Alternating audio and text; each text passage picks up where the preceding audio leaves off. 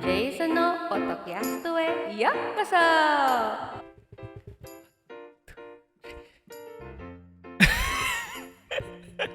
Hindi ko na alam kung paano ako mag-i-intro. Ayan. 1, 2, 3, go. Konnichiwa, minasan! Hi. So, ito yung aming fourth fourth take na kami po. Ayan. So, time check tayo, wife. It's already 11:24 in the evening.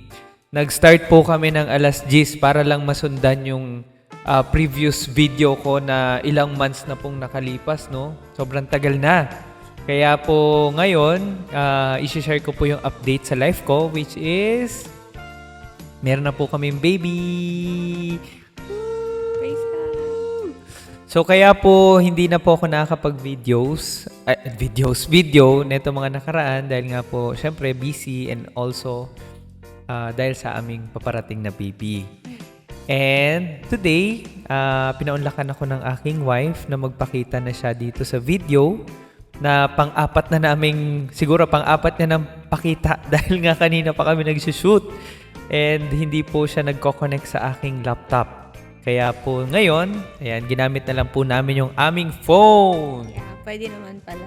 Pwede naman pala na pwedeng i-connect pala tong mic na to sa phone mismo. Dahil USB type na siya. Ayan. Sa akin ba? Yes, bawal my wife. Yes.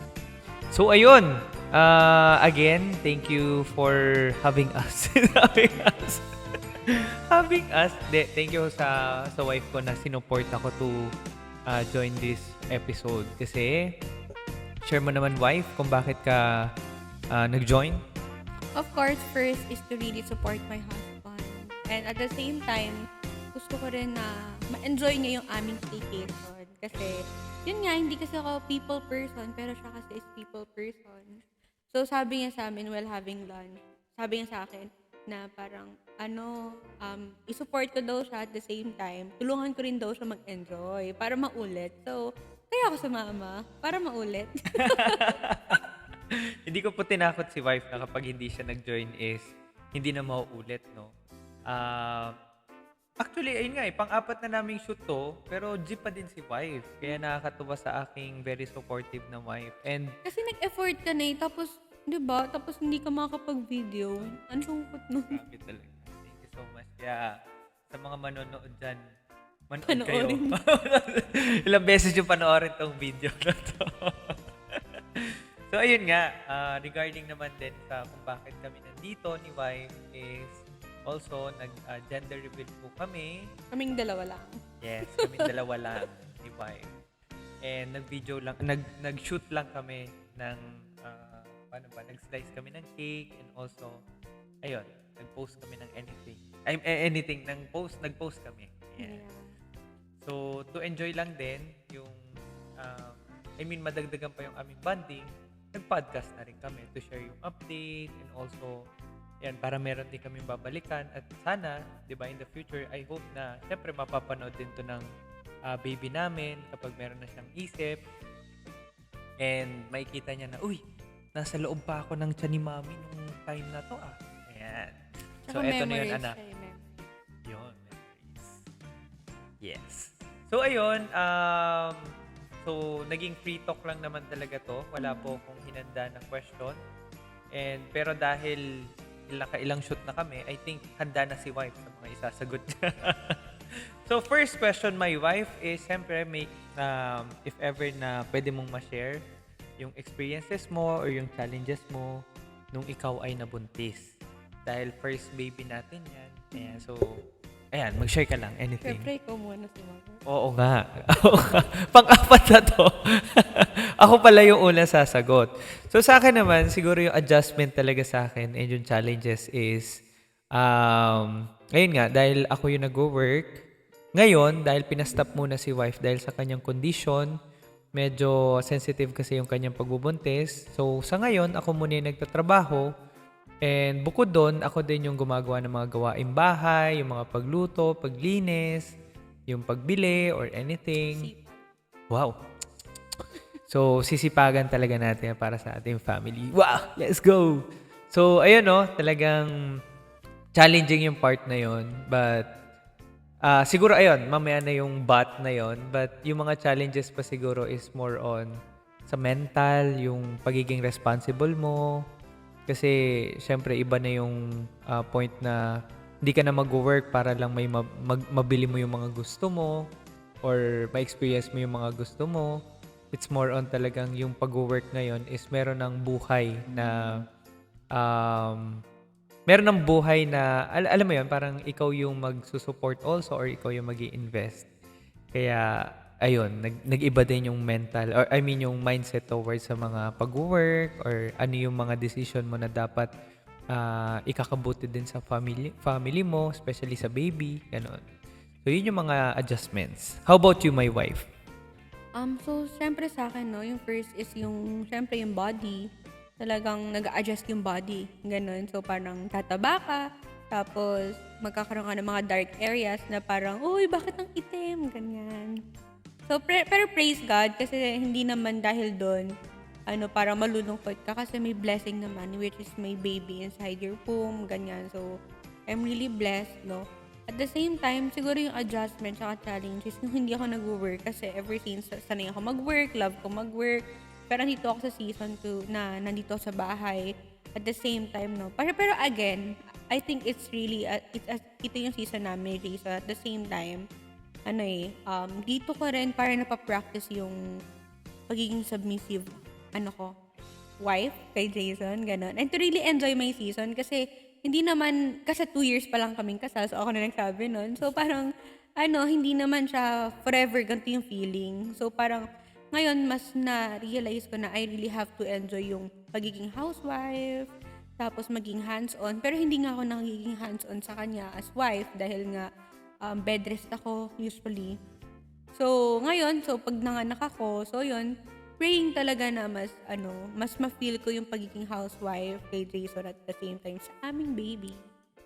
Yun ang challenge, pero naman siya, anong tawag doon? Nakaka-excite na challenge. Yeah. May excitement pa din dahil excited kami makita si baby. Iba yung sagot ko. After 4 na take, no, nag-iiba pa rin yung sagot ni wife. So, regarding sa physical body, no, yung mga changes, ako din kasi bilang tatay or bilang asawa, kapag merong mga hindi nauubos si wife, ako rin yung kumakain. So, nagbabago din yung aking mother figure. Yeah, nagiging-antokin din ako.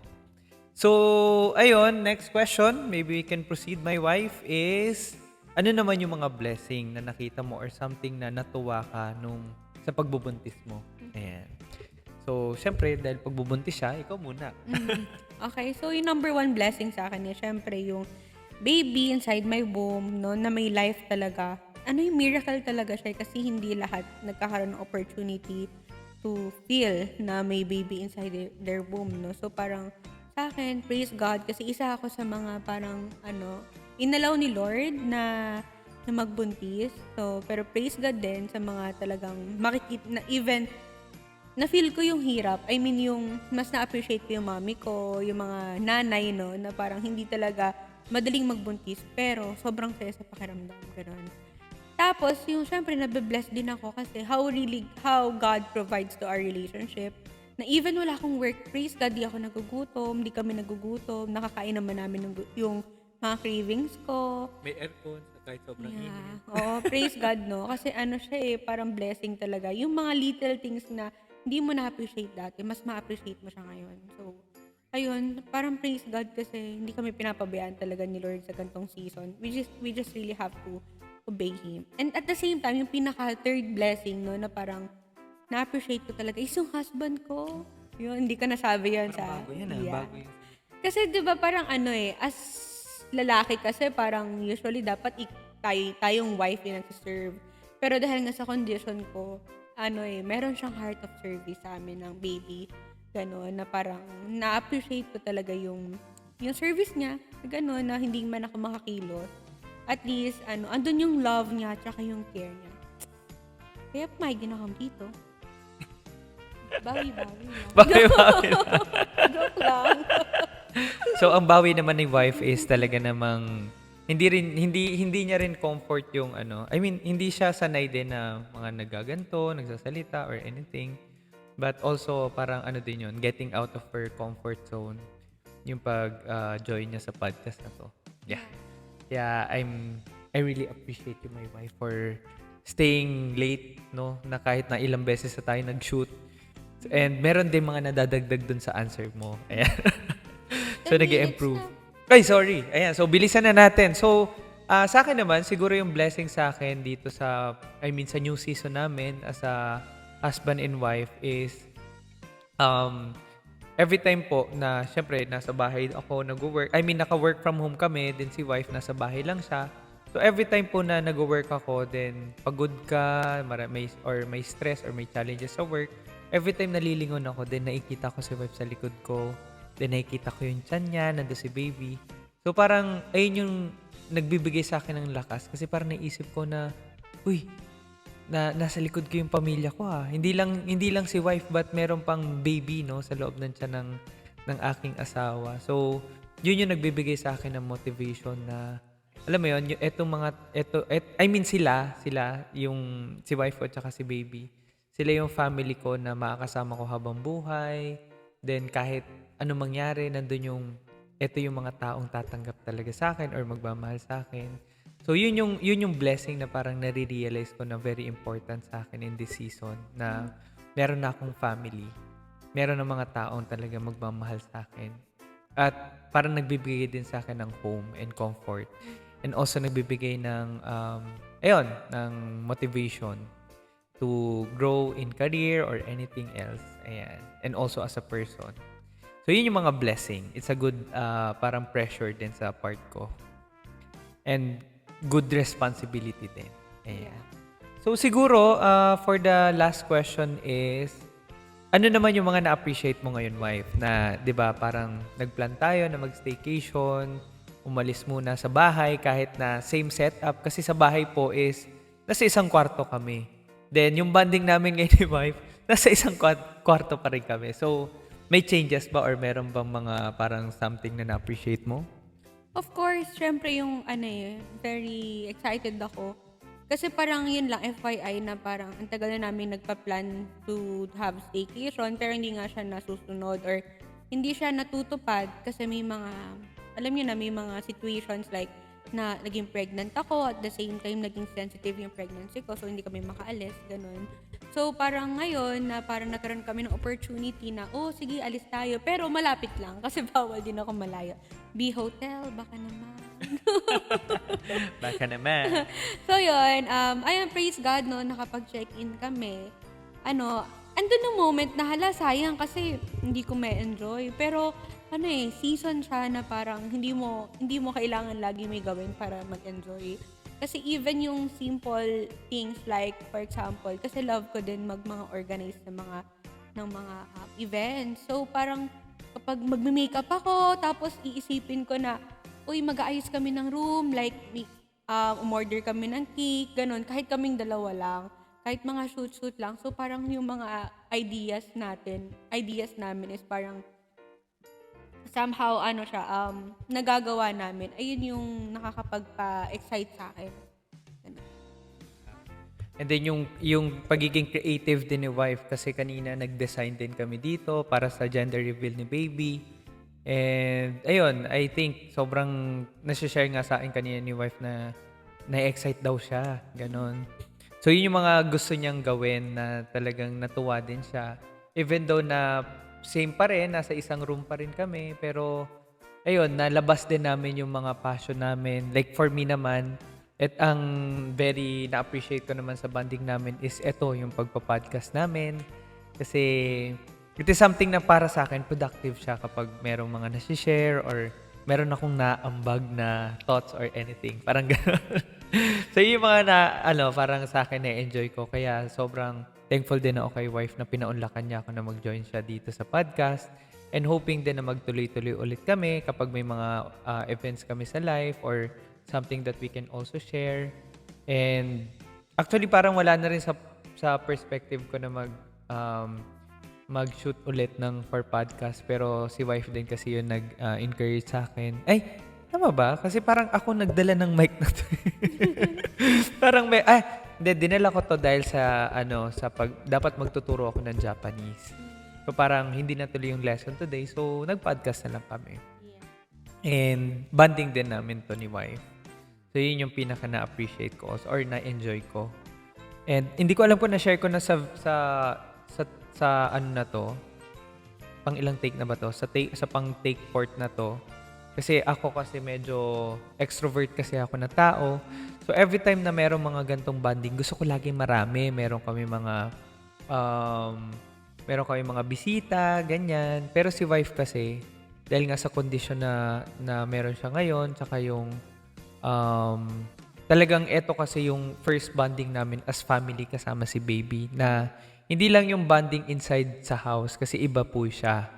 No, nagkakaroon kami ng ibang vibes ganun. Then meron din kami mga kailangan pag-usapan kaya nung nag-set kami ng gantong bonding, meron din kami mga agendas. Like for example, yung gender reveal ni baby. Also nandun din yung planning namin for the next season of our life, especially yung family. Bukas magmumukbang kami. Kasi may buffet kaming kakainin. Yun! Talaga naman. Sana ma-videohan natin yan. ASMR. ASMR. So, ayun. Kaya sobrang natuwa din ako sa bonding namin ni wife. Kasi, ayun nga, hindi kami pwede lumabas. Si wife hindi pwede lumabas. So, ito na lang yung ways namin on how to bond together. Kaya, hoping din na magtuloy-tuloy siya. Okay, so that's all, I think. And yung mga iba pa naming pag-uusapan, baka, ayun, makapag-shoot na kami ulit. Kaya sa ngayon, ikakat na muna namin yung video dahil anong oras na din. So, any last word, my wife? To our 5 million viewers. Thank you so much sa panonood niyo nito. Keep on supporting. Yeah. Keep on supporting. Basta manood lang kayo. So, kapag wala kayong ginagawa, gusto nyo lang. Antok na yung boses, no? So, keep on, watching. And, wala lang, enjoy lang. Ganun. So, I hope na meron din kayong mga natututunan sa amin, especially sa mga sinishare namin na about sa married life or anything. Even Hindi sa pa nga tayo Japanese. masyado nakapag-share sa married life natin. Oo nga eh. So, dapat talaga meron tayong next video. Basta may staycation ulit. Ang gastos. Ang gastos ng podcast po na to. Kailangan staycation. De, joke lang.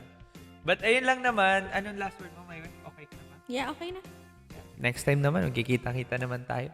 So sa akin naman, ayun lang. Yun lang. So ayun lang. Signing off ba? Ano tawag doon? Jane! Bye! Outro agad. Jane! Matane. Good night! Oyasumi. O, Yasumi na sa'yo. Wah!